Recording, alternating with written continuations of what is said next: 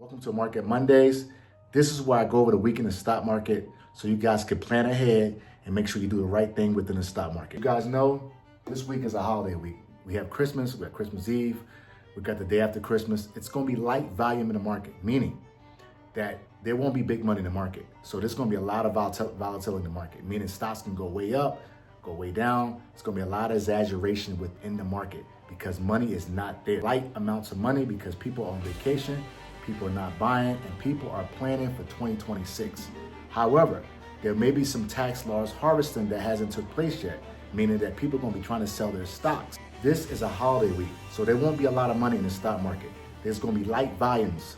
A lot of people on vacation, a lot of people not thinking about anything until 2026. Basically, in the stock market, 2025 is over, right? 2025 is over. So people are planning for taxes. They're planning for what they're going to do for next year. They try to rearrange their portfolio. So this holiday week is going to influence the stock market just by a little bit. So nothing really is going to go on.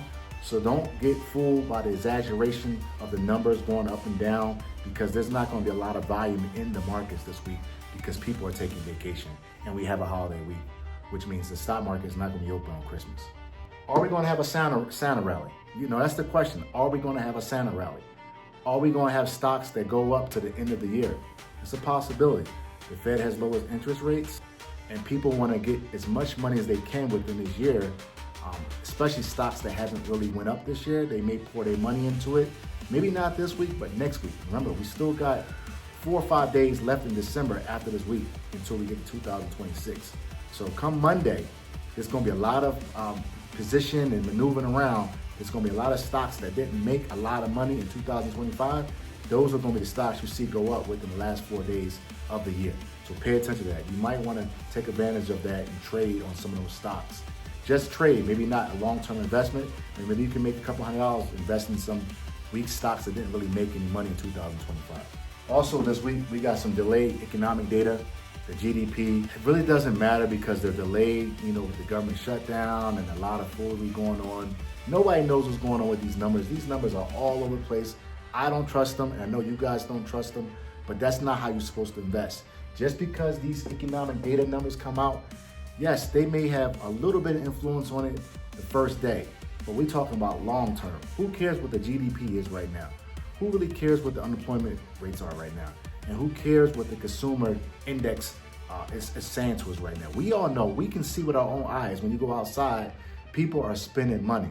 Things are expensive, but people are still spending money. So with that being said, in 2026, when people get their tax return, a lot more money, right? They're gonna get more money than they did in 2025 on their tax return, which means they're gonna start spending more between January until about April 15th when the tax season is over.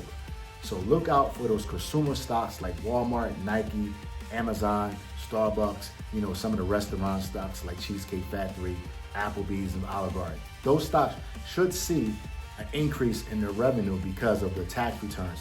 People are going to spend their tax returns and they're going to increase those values of those stocks. So pay attention to those stocks. Let's just say you bought Broadcom stock, right? And you're up 20% this year. But on the other hand, you bought the Kava stock and you're down 20%. Sell your Kava stock, take your profits from your Broadcom stock. That way they balance each other out and you don't accumulate a tax, right? You can offset your taxes with those gains. And you're up 20%, but you lost 20%. So offset those balances and offset those gains, right? Expect that lighter volume, right? Do not get scared about it. It's going to be crazy this week. Stay focused long term, and I preach long term a lot on this channel. I learned from that. I made a huge mistakes this year by panicking when the tariffs were announced. I panicked and I sold some stocks. I didn't invest thinking that the stocks would go down even further.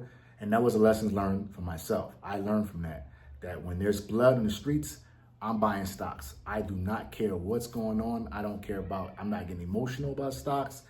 I don't care if the planet falls down to the ground. I'm still going to buy stocks, especially if they don't sell. It's just like when you go to a store and something's on sale, you want to get it. When a stock is on sale, you should buy it. I'm never going to try to time the market, and you shouldn't either. Stocks go up, and sometimes you may miss out on those days that the stock went up like 20%. There's 10 days out the year that stocks go up that you do not want to miss. Every year has 10 days that you should be in the stock market. But those 10 days you want to be in. So do not try to time the market because you may miss out on one of those big ass days that the stock market goes up like so much, right? So pay attention to that. Also, there's never a bad time to take profits. Now, obviously, you got to think about taxes, but if you're up and you want to take out maybe the money you put in, so if you put in 10% and you got back 30%, take out the 10% or let the 20% ride, or take out your 20%, let the 10% ride. Either way, there's nothing wrong with taking profits, because if you never take profits, then you never won. If you take L's, you lost, right? But W's are wins. You could take wins. There's nothing wrong with wins. Nothing, right? Take profits if you can. Now, if you want to be a long-term investment and you know that the stock is going to go up a lot, you might not want to take those profits. Let's just let it ride, right? But if you need it right now, take the profits, but do know that you're going to get hit with taxes next year. Now, keep it locked on these videos. Subscribe to the channel, because I'm going to make a video about 2026. How to prep, how to be prepared for 2026. It's going to be a preparation video on how to invest in stocks, what stocks I think is going to go up in 2026, and what stocks I think you should do your research on, and maybe possibly buy those stocks in 2026. But for now, try to look at your portfolio, see what stocks you don't like, see what stocks that didn't really make any money, or you don't see growth in those stocks. Throw those stocks out if you don't need them. If you can use them for tax loss harvesting, just sell them. Keep your gainers, keep the ones that you really believe in. You can take some profit if you want, because the holidays coming up, I understand that. But if there are stocks that you know are going to go up 1,000% in the future, you might want to keep those for long-term stocks. In the meantime, pay attention to the videos. I got a video coming out, 2026 preparation. Like, comment, and subscribe to the video, and keep it Econ 100. You already know.